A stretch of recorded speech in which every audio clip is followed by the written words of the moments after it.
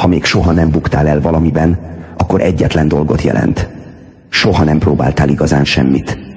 Azok, akik félnek a kudarctól, mindig a biztosat választják. A kényelmet, a biztonságot, a semmit mondó életet. És aztán ott ülnek 40-50 évesen is rájönnek. Az életük elszaladt mellettük. A kérdés nem az, hogy elbuksz-e, mert elfogsz. A kérdés az, hogy tanulsz belőle, vagy feladod.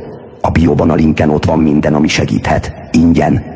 Most döntesz. Megpróbálod, vagy örökre csak nézed, ahogy mások csinálják. A döntés a kezedben van. A siker és a kudarc között egyetlen különbség van. A hozzáállásod. A legtöbb ember, amikor elbukik, feladja. A sikeres emberek, amikor elbuknak, tanulnak belőle, és újra nekivágnak. Ez az egyetlen különbség. Nem az ész, nem a pénz, nem a kapcsolatok. Csak az, hogy felállsz-e, vagy elfogadod a vereséget. És most itt vagy.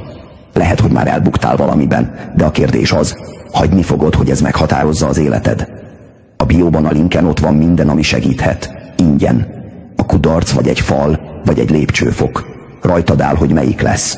A döntés a kezedben van.